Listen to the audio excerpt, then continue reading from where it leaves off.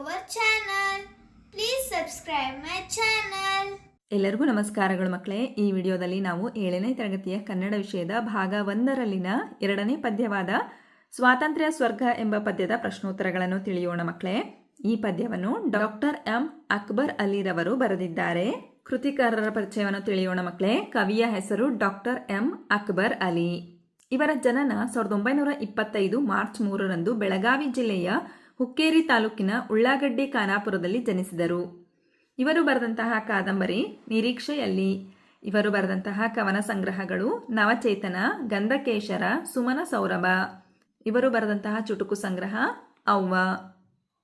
ಇವರಿಗೆ ಲಭಿಸಿದಂತಹ ಪ್ರಶಸ್ತಿಗಳು ಕರ್ನಾಟಕ ಸಾಹಿತ್ಯ ಅಕಾಡೆಮಿ ಪ್ರಶಸ್ತಿ. ಈ ಪದ್ಯವನ್ನು ಇವರ ತಮಸಾ ನದಿ ಎಡಬಲದಿ ಎಂಬ ಕವನ ಸಂಕಲನದಿಂದ ಆರಿಸಲಾಗಿದೆ. ಅಭ್ಯಾಸದ ಪ್ರಶ್ನೆಗಳನ್ನು ನೋಡೋಣ ಮಕ್ಕಳೇ. ಕೊಟ್ಟಿರುವ ಪ್ರಶ್ನೆಗಳಿಗೆ ಉತ್ತರಿಸಿ. ಮೊದಲ ಪ್ರಶ್ನೆ, ಸ್ವಾತಂತ್ರ್ಯ ಸ್ವರ್ಗದಲ್ಲಿ ಅಭಿಮಾನಿದನವೆನಿಪ ಮಸ್ತಕವು ಹೇಗಿರುತ್ತದೆ?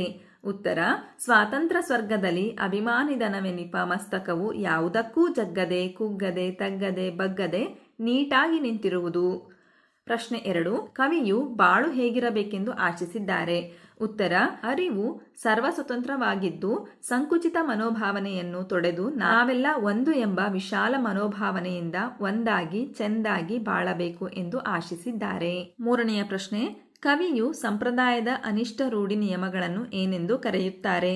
ಉತ್ತರ, ಕವಿಯು ಸಂಪ್ರದಾಯದ ಅನಿಷ್ಟ ರೂಢಿ ನಿಯಮಗಳನ್ನು ವಿಶಾಲವಾದ ನಿರ್ಜನ ಮರುಭೂಮಿ ಎಂದು ಕರೆಯುತ್ತಾರೆ. ಪ್ರಶ್ನೆ 4, ಧ್ರುವತಾರೆ ಎಂದು ಕವಿ ಯಾರನ್ನು ಕರೆಯುತ್ತಾರೆ?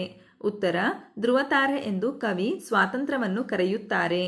ಆ ಮುಖ್ಯ ಪ್ರಶ್ನೆ, ಕೆಳಗಿನ ಪದಗಳಿಗೆ ಪದ್ಯದಲ್ಲಿರುವ ಸಮಾನಾರ್ಥಕ ಪದಗಳನ್ನು ಬರೆಯಿರಿ ಅಂತ ಕೊಟ್ಟಿದ್ದಾರೆ ಮಕ್ಕಳೇ. ಗಮನಿಸಿ. ಸಮಾನಾರ್ಥಕ ಪದಗಳು ಮಕ್ಕಳೇ ಅಂದರೆ ಪದಗಳು ಬೇರೆ ಬೇರೆ ಆಗಿದ್ರೂ ಸಹ ಅವು ಒಂದೇ ಅರ್ಥವನ್ನು ನೀಡ್ತಕ್ಕಂಥ ಪದಗಳು ಮಕ್ಕಳೇ. ಹಾಗಾದರೆ ನೋಡಿ, ಜಗ ಇದರ ಸಮಾನಾರ್ಥಕ ಪದಗಳು ಲೋಕ, ಜಗತ್ತು. ಸತ್ಯ ಪದದ ಸಮಾನಾರ್ಥಕ ಪದಗಳು ನಿಜ, ದಿಟ.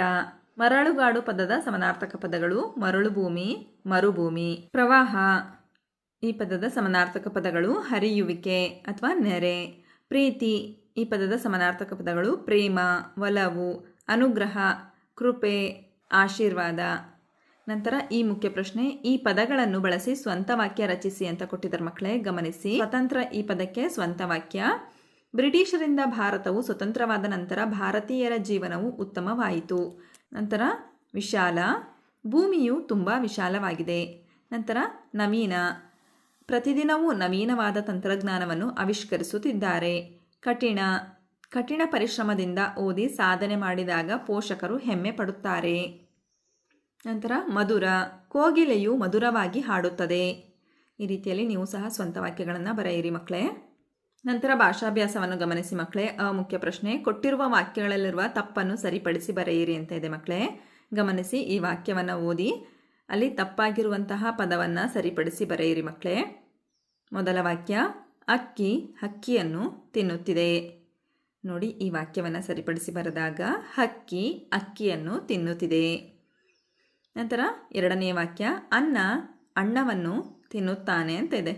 ಇಲ್ಲಿ ತಪ್ಪನ್ನು ಸರಿಪಡಿಸಿ ಬರೆಯಿರಿ ಮಕ್ಕಳೇ. ಅಣ್ಣ ಅನ್ನವನ್ನು ತಿನ್ನುತ್ತಾನೆ.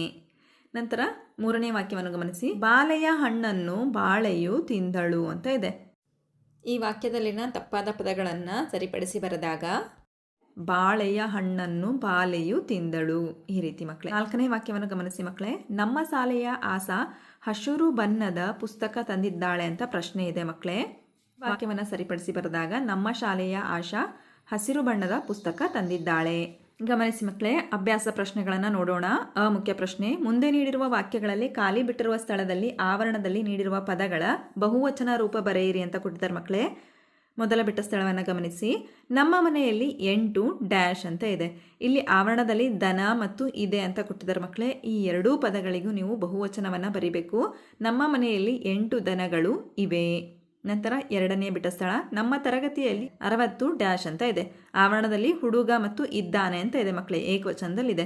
ನೀವು ಬಹುವಚನದಲ್ಲಿ ಬರೀಬೇಕು. ನಮ್ಮ ತರಗತಿಯಲ್ಲಿ 60 ಹುಡುಗರು ಇದ್ದಾರೆ. ನಂತರ ಮೂರನೆಯ ಬಿಟ್ಟ ಸ್ಥಳ, 6ನೇ ತರಗತಿಯಲ್ಲಿ 20 ಡ್ಯಾಶ್ ಅಂತ ಇದೆ. ಆವರಣದಲ್ಲಿ ಹುಡುಗಿ ಮತ್ತು ಇದ್ದಾಳೆ ಅಂತ ಇದೆ ಮಕ್ಕಳೇ. ನಮ್ಮ ತರಗತಿಯಲ್ಲಿ 20 ಹುಡುಗಿಯರು ಇದ್ದಾರೆ ಅಂತ ಬರೀಬೇಕು. ಅದೇ ರೀತಿಯಲ್ಲಿ ಆ ಮುಖ್ಯ ಪ್ರಶ್ನೆ, ಕೆಳಗೆ ಏಕವಚನ ಬಹುವಚನದ ಪದಗಳನ್ನು ಕೊಡಲಾಗಿದೆ, ಅವುಗಳನ್ನು ಗಮನಿಸಿ ಅಂತ ಕೊಟ್ಟಿದ್ದಾರೆ ಮಕ್ಕಳೇ. ಏಕವಚನ ಮತ್ತು ಬಹುವಚನದ ಪದಗಳನ್ನು ಕೊಟ್ಟಿದ್ದಾರೆ, ಗಮನಿಸಿ. ಪುಸ್ತಕ ಪುಸ್ತಕಗಳು, ದನ ದನಗಳು, ಮನೆ ಮನೆಗಳು, ಬಸ್ಸು ಬಸ್ಸುಗಳು, ರಾಜ್ಯ ರಾಜ್ಯಗಳು, ಶಾಲೆ ಶಾಲೆಗಳು, ತರಗತಿ ತರಗತಿಗಳು.